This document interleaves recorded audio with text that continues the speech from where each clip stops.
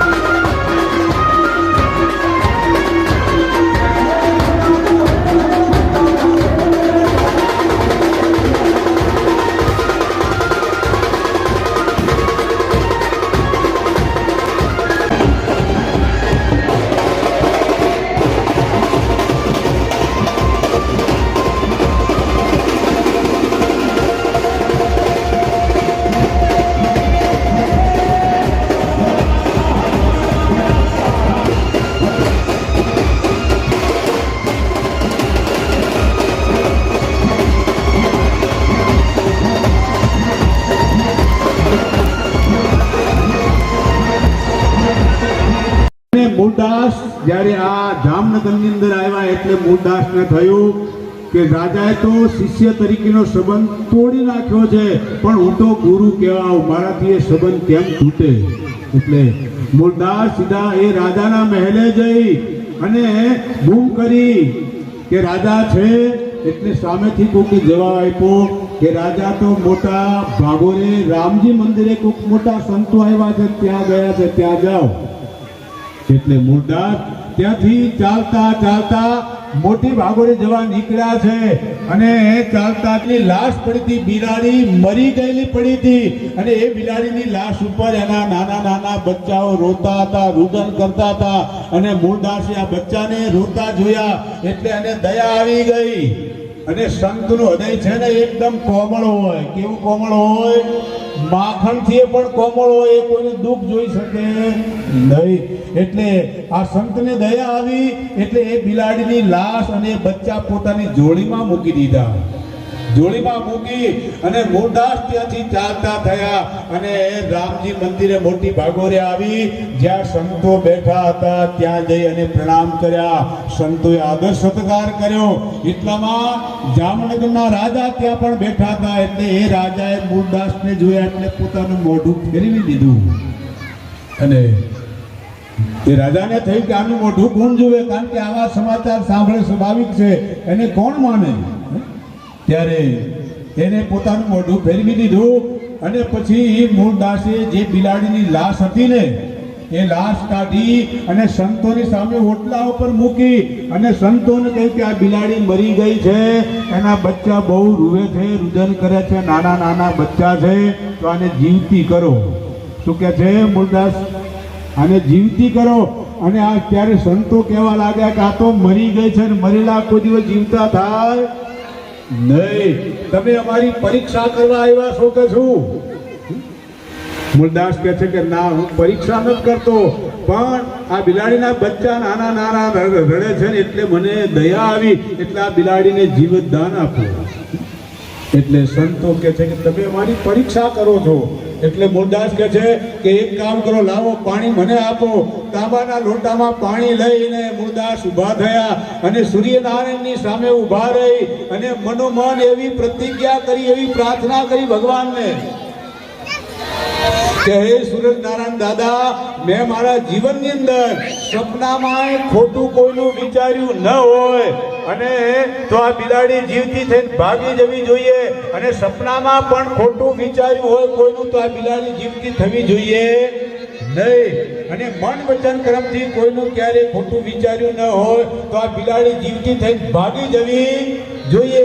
આવી પ્રાર્થના આવો સંકલ્પ કરી અને 3 વાર હાથમાં પાણી લઈ બિલાડીની લાશ ઉપર છાંટીને બિલાડીએ અને બિલાડી ભાગી ગઈ. એટલે જે મૂળદાસની કંઠી જામનગરના રાજાએ સાષ્ટાંગ દંડવત પ્રણામ કર્યા અને પછી અમરેલી ગામની અંદર સમાચાર પહોંચ્યા કે મૂળદાસે તો મરેલા જીવતા કર્યા, બિલાડી જીવતી કરી, આવો ચમત્કાર કર્યો છે. એટલે અમરેલીના બધા લોકો સામૈયા લઈ અને મૂળદાસને પાછા અમરેલીમાં લઈ ગયા. એટલે મૂળદાસ વિચાર કરવા લાગ્યા કે આ સમાજનો વિશ્વાસ છું. આજે જે સામૈયા કરે છે કાલે કદાચ મારા ઉપર ધૂળ ઉડાડે, આજે જે ફૂલ ચડાવે કારા મારે, એટલે મારે જીવવું નથી હવે. એટલે મૂળદાસે પોતાનો દેહ છોડી દીધો અને દેહ છોડ્યા પછી એમ કહેવાય કે અંતિમ સંસ્કાર માટે એમની નનામી લઈ અને ગ્રામજનો નીકળ્યા છે અને નનામી રામ બોલો ભાઈ રામ કરતા નીકળ્યા. એટલામાં સામા ફળિયાની અંદરથી એક પટલાણી પોતાની દીકરીને સાસરે વળાવતી હતી. કુટુંબ સામે આવ્યું એ દીકરીને પ્રથમ સાસરે મોકલવા માટે. આવડ્યું અને મરતાય નું આવડ્યું. આજે મારી દીકરી સાસરે જાય છે, તને આજે સામે મરવાનો મોકો મળ્યો. ત્યારે આવું એ પટલાણી બોલીને એટલે એ મૂળદાસ નામની અંદર જે સવતું મરી ગયા હતા એ ઝડપ દઈને મૂળદાસ ઊભા થઈ ગયા ઠાઠડીની અંદર અને પછી એ પટલાણીને કહેવા લાગ્યા કે જો સાંભળ, આમ તો હું મારા ધણીને મળવા જતો હતો અને તારી દીકરી એના ધણીને જ મળવા જાય છે, પણ મારાથી તારી દીકરીને અપશુકન થતા હોય તો આજે તારી દીકરી ભલે જાય એના ધણીને મળવા, હું મારા ધણીને કાલે મળવા જઈશ. અને 2 દિવસ પછી અને હવે આવે છે મહત્વની વંદના. રાજીવ નયન ધરે ધનુષાયક ભક્ત વિપત્તિ ભંજન સુખદાયક. એટલે હવે રાઘવેન્દ્ર સરકારની વંદના આવે છે.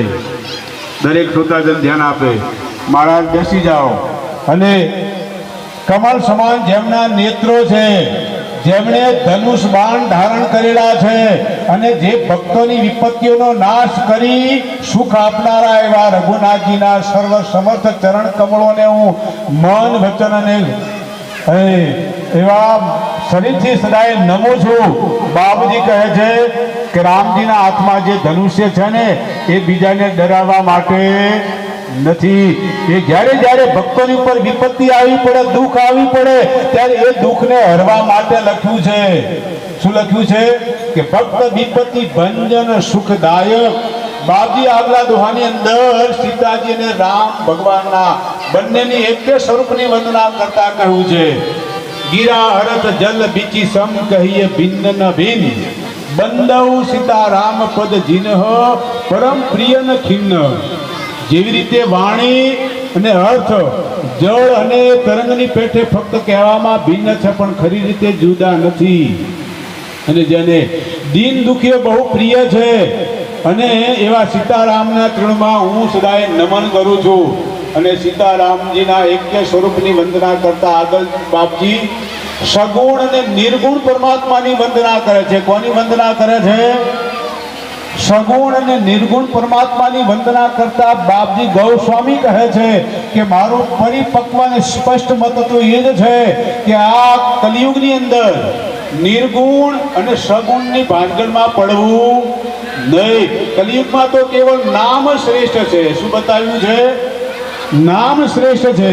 તમે કોઈ પણ નામની સાથે લાગી જાઓ અને જે શક્તિ ભગવાનના નામની અંદર છે ને એ શક્તિ ભગવાનમાં પણ નથી. અને કલિયુગની અંદર સંતો બહુ સુંદર ગાયું છે કે કલિયુગ કેવલ નામ આધારા, સુમેરી સુમેરી નર ઉતરહી ભવપારા. અરે કલ નર ઉતરહી ભવપારા. કલિયુગ કેવલ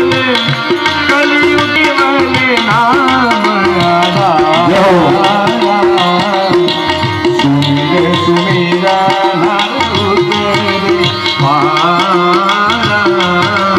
नहीं कली कर मन भक्ति विवेकु, राम नाम अवलंबन हेतु. श्री राम जय राम, ओ श्री राम जय राम, हे राम श्री राम जय राम जय. ने बहुत सुंदर लिखा है कि नहीं कली कर्म न भक्ति विवेकु, राम नाम अवलंबन एकु. आ कलियुगમાં કર્મ નથી, ભક્તિ નથી અને જ્ઞાન પણ નથી. એક રામ નામનો જ આધાર છે.